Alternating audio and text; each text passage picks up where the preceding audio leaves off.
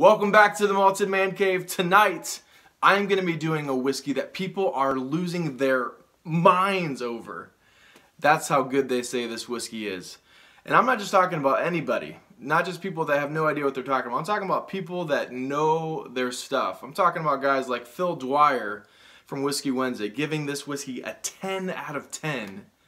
And even Scotch royalty, such as Roy from Aqvavitae, or Scotch Yoda as I like to call him. But the real question remains is, do I agree with him? So we'll have that answer for you coming up.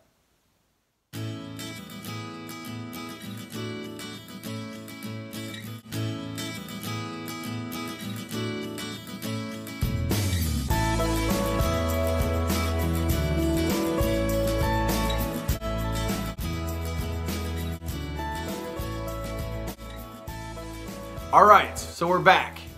And the whiskey that people are losing their mind over happens to be this little beauty right here.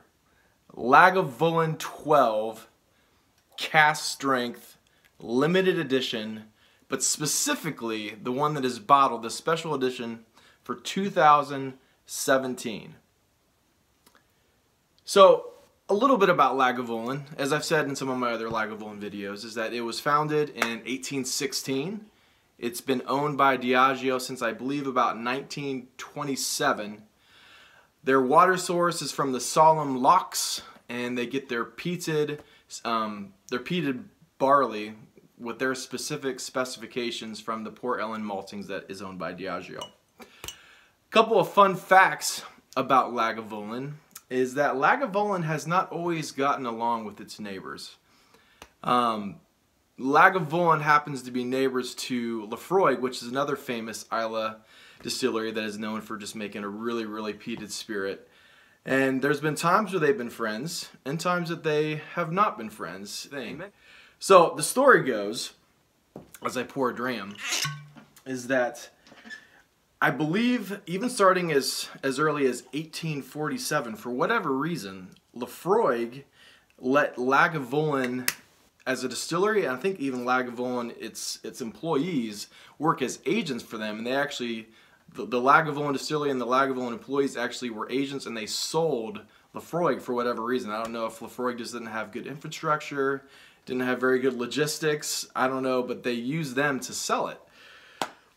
And I'm not sure why they let them do it. I'm sure Lagavulin got its cut, so they wisened up and they decided, I think it was in 1907 or 1908, you know, enough is enough. I think we can sell our own product.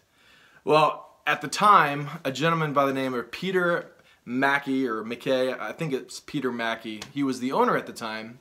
Well, obviously this is money that's going out of his hand that he wasn't very fond of, so he was kind of a spiteful little man. So he went as far, he was so upset about it, that he actually had the water source dammed that actually fed both Lagavulin and Laphroaig, so that Laphroaig could not get their water source.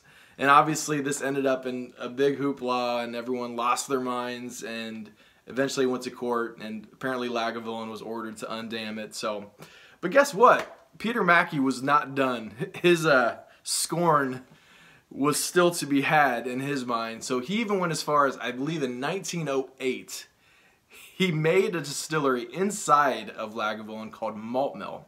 And his sole intent was to create a small little distillery inside that was to almost identically mimic Laphroaig to a T, so that he could create a spirit almost exactly like Laphroaig, and then like basically push them out of the market so that they were obsolete. There was no need for them. We already have a whiskey that tastes like that.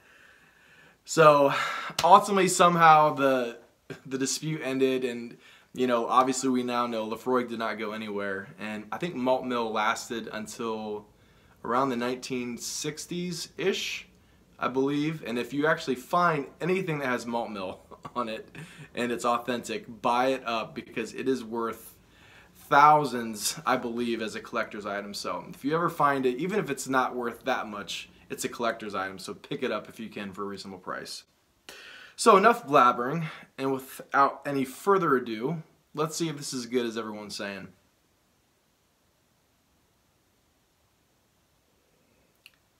So far, so good. So I get a little bit of burnt toffee. Oh, and then that savory umami. I almost like chicken noodle soup broth. And I have to give this next note a little credit to Roy from Aqvavitae. He said bouillon cubes, and I cannot agree anymore. Like, it is so chicken noodle soup broth and bouillon cubes. It is amazing how much it's in there. But it's not only just the, you know, umami notes. You also get this peanut oil, this rich, rich vanilla, almost vanilla scented adhesive bandages, almost like the bandage that you kind of get with the Lafroig, ironically enough. But it's like vanilla scented adhesive bandages. A little bit of lemon zest, so you get a little bit of that, the bourbon influence. And I'm not sure, I actually didn't read, and I'm not sure if I could find anything out about the cask maturation. I'm almost 100% sure it's 100% bourbon matured though. An American oak cask. Oh, almost like it's a combination of pears, mangoes, pineapple, almost as if you were on a, you know, a Caribbean cruise and you were to stick your nose into one of those fruity mixed drinks. Like, kind of like all those amazing fruity notes. A little bit of walnuts and Brazil nuts. It's very, very, very, very nutty on the nose. Then you get kind of that smoke, that peat, and I get kind of bourbon-soaked sackcloth and a little bit of black pepper.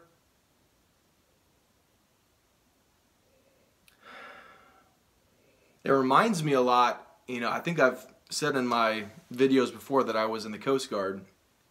And I also happen to spend my summers up on Kelly's Island, which is an island up on Lake Erie, one of the Great Lakes.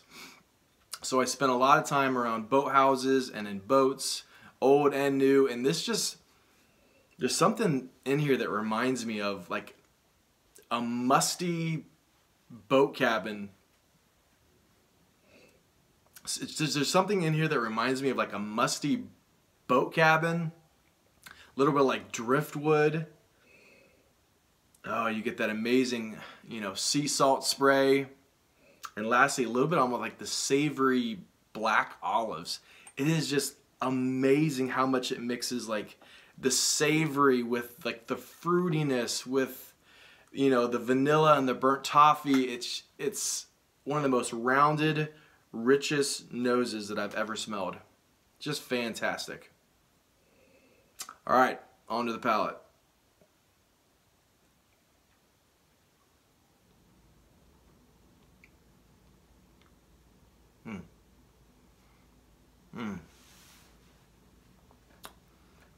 So I put, it's like this super silky, syrupy texture that kind of like rolls down your tongue, but as it goes, this is a pleasant experience, mind you.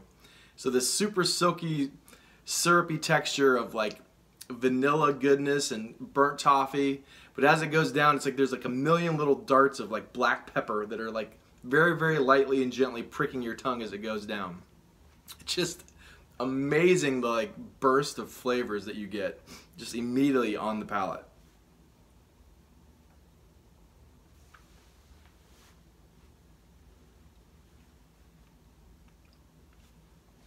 I get a little almost buttercream rich white chocolate icing and just a tad bit of menthol kind of in the background.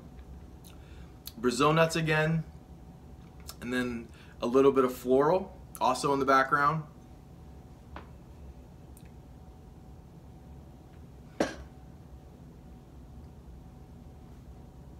Kind of the malt comes through a little bit, and you kind of get a little bit biscuity notes with the faintest little slight barbecue biscuits, or not biscuits, barbecue brisket.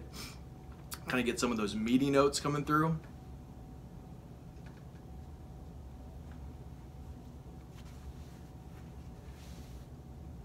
There's a little bit of ginger, and one of the weirdest notes that I've ever gotten. I think it's kind of comes from obviously the oak and the dryness from the oak, but it almost tastes like a flannel shirt, a manly, burly flannel shirt.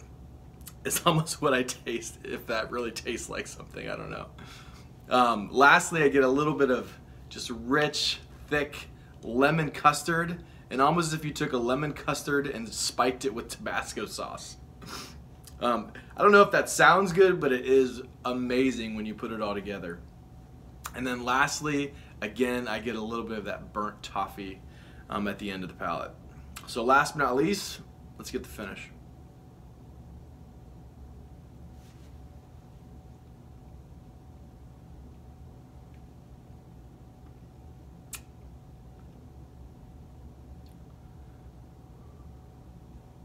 Oh my goodness.